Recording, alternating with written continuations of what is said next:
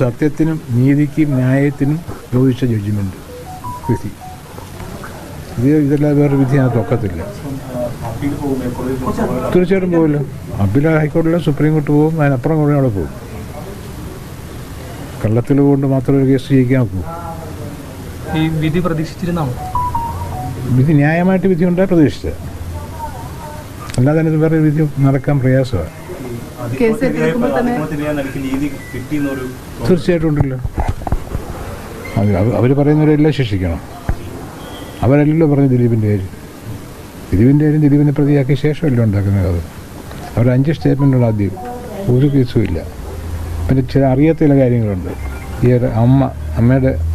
അമ്മയുണ്ട്, ഏറ്റവും അടുത്ത കൂട്ടുകാരി രമ്യ നമ്പീശൻ, പിന്നെ ഫിയാൻസി, അവരെ എല്ലാം പോലീസിൽ ഏർപ്പെടുത്തിയ മൊഴി കോടതിയിലുണ്ട്. അമ്മയെ വിസ്തരിച്ചില്ല, രമ്യ നമ്പീശനെ വിസ്തരിച്ചു, മറ്റേ വിസ്തരിച്ചു. ആ മൊഴികളിലെല്ലാം സിനിമയിലോ അല്ലാതെയോ ഒരു ശത്രുക്കളുമില്ലെന്ന് പറഞ്ഞേക്കുന്നത് അവരുടെ അറിവില്ല. പിന്നെ എങ്ങനെ ശത്രു വന്നില്ല? പോലീസ് മൊഴി നൽകിയവരെ കൂറുമാറി കേസിന് അനുകൂലമായിട്ടുണ്ട്. കൂറുമാറിയെന്ന് പറഞ്ഞാൽ കള്ളമൊഴി പോലീസ് രേഖപ്പെടുത്തിയ മൊഴിയൊന്നും സത്യമല്ലല്ലോ. ഒരു മൊഴി രേഖപ്പെടുത്താൻ കേസിന് ആവശ്യമായിട്ട് മൊഴി രേഖപ്പെടുത്തും, അത് സപ്പോർട്ട് ചെയ്തില്ലെന്നല്ലേ ഉള്ളൂ. അങ്ങനെ ഞങ്ങൾക്ക് മൊഴി മാറി പ്രോസിക്യൂട്ടർ സാക്ഷിയിലുണ്ട്. ഈ ആദ്യ ചാർജ് കൊടുത്ത DYSP, അതിൽ FI സ്റ്റേറ്റ്മെൻറ്റ് രേഖപ്പെടുത്തിയ CI, അതിലാദ്യം ഇവരെ കണ്ട തൃക്കാക്കര ACP, അവരുടെ എല്ലാം മൊഴി മാറ്റിച്ചാണ് കോടതി പറയിപ്പിച്ചത്. അവരുടെ എല്ലാം മുൻമൊഴികളുണ്ട്. അവരാരും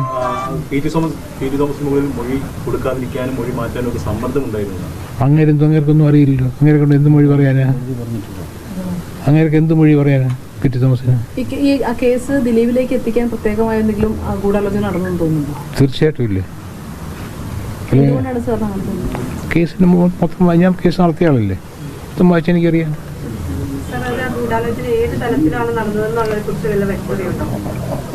എനിക്കറിയാം, പക്ഷെ എനിക്ക് പറയാൻ നോക്കിയില്ല. എനിക്കറിയാം, എൻ്റെ ഊഹങ്ങളല്ല, നമുക്ക് തെളിവൊന്നുമില്ലല്ലോ. അതാലോചിക്കാം, ജഡ്ജ്മെൻ്റ് കാണട്ടെ. ഈ 7 വർഷം ഈ കേസിൽ തന്നെ വലിയ നീണ്ടൊരു കാലയളവായിരുന്നു നിയമം. ഇത്രയും ഒരു കേസ് ഞാൻ നടത്തിയിട്ടില്ല. ഞാനിപ്പോൾ 1/2 നൂറ്റാണ്ട് കഴിഞ്ഞ് കേസ് നടത്തി തുടങ്ങിയിട്ട് ഇതുപോലെ ഒരു തെളിവും സത്യമായിട്ടൊരു തെളിവില്ലാത്ത ഒരു ചാർജ് കണ്ടിട്ടുമില്ല. ഈ കാലം അത്രയും ഈ കേസിൽ തന്നെ സ്റ്റിക്ക് ഓൺ ചെയ്ത് നിൽക്കാൻ സാറിനെ പ്രേരിപ്പിച്ച ഘടകം പറഞ്ഞു. ഒരു കള്ള കേസ്. അത് ഇപ്പം ഞാൻ ആ കേസ് മാറിക്കഴിഞ്ഞാൽ പിന്നെ നടക്കത്തില്ല. ഞാൻ എൻ്റെ കാലിൻ്റെ ഓപ്പറേഷൻ പോലും മാറ്റിയത് ഈ കേസ് കൊണ്ട്. 2020 ജാനുവരി കേസ് തുടങ്ങി. 2021 ഡിസംബർ ആയപ്പോഴത്തേക്ക് 200 സാക്ഷികൾ വിസ്തരിച്ച് കഴിഞ്ഞു. ലാസ്റ്റ് വിറ്റ്നസ് ബൈജു പൗലോസ്, അയാളുടെ മൊഴിയെടുക്കാൻ വേണ്ടി വെച്ച ദിവസമാണ്. അന്ന് പ്രോസിക്യൂട്ടർ ഒരു കാര്യമില്ല ഇറങ്ങിപ്പോയി. അതുകൊണ്ട് പെറ്റീഷൻ കൊടുത്തു, ഫർദർ ഇൻവെസ്റ്റിഗേഷൻ.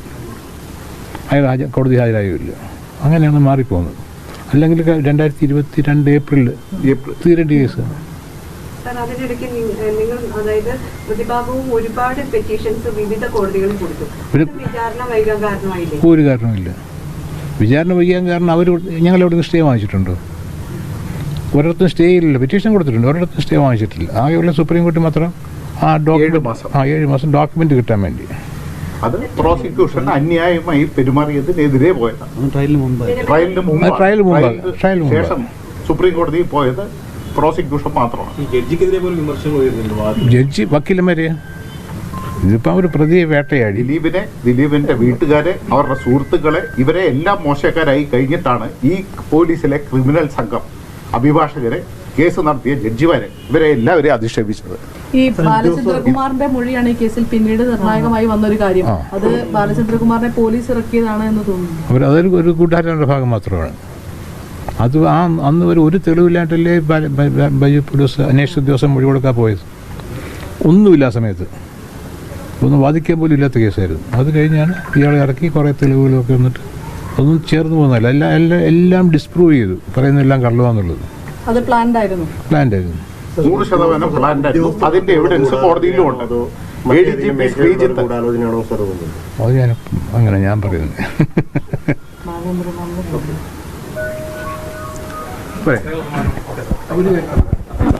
ഈ ആദ്യം നടത്തിയ ചാർജ് കൊടുത്ത് ട്രയൽ ഫസ്റ്റ് ചാർജില്ലേ, അതാണ് ഇപ്പം കോടതി ഫൈൻഡ് ചെയ്തിരിക്കുന്നത്.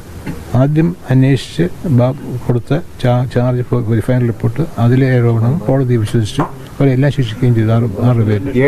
ഏഴാം പ്രതി ഒഴിച്ചു. അത് കഴിഞ്ഞിട്ട് ദിലീപിനെ പ്രതിയാക്കുന്നതിന് മാത്രമായിട്ട് ഒരു സീനിയർ ഉദ്യോഗസ്ഥ ആ ടീമിലെ ഏറ്റവും ജൂനിയറായിട്ട് വൈദ്യുതി പോലീസിനെ അന്വേഷണം ഏൽപ്പിച്ചു.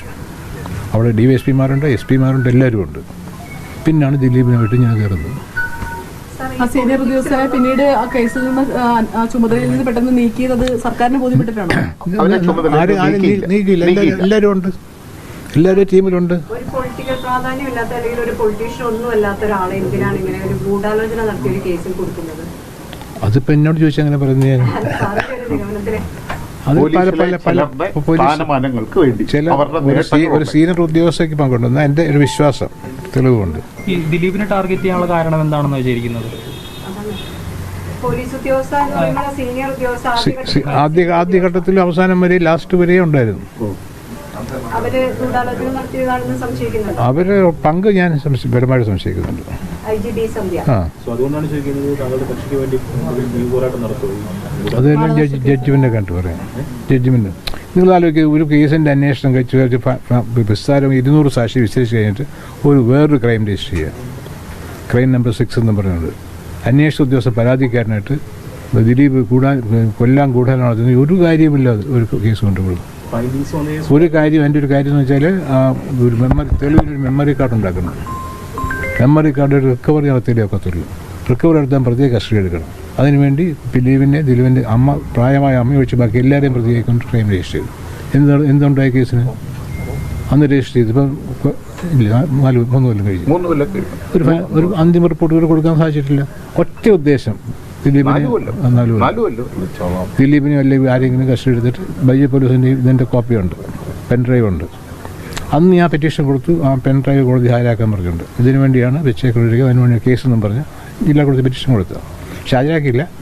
അതിനുവേണ്ടി മാത്രം കേസുണ്ടാക്കി. പിന്നൊന്നും നടന്നില്ല. സാറിന് തോന്നുന്നത് ഈ കേസിലെ ഗൂഢാലോചന എവിടെയാണ് നടന്നിരിക്കുന്നത്? അത് ഞാൻ അന്വേഷിച്ചിട്ടില്ല. ഞാനിപ്പോൾ ഇതല്ലേ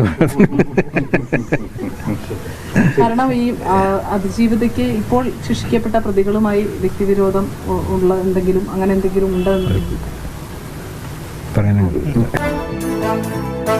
i2i News, an eye for truth. i2i News subscribe ചെയ്തിട്ടില്ലാത്തവർ ഇപ്പോൾ തന്നെ സബ്സ്ക്രൈബ് ചെയ്യുക. നോട്ടിഫിക്കേഷൻ ലഭിക്കുവാൻ ബെൽ ബട്ടണും അമർത്തുക.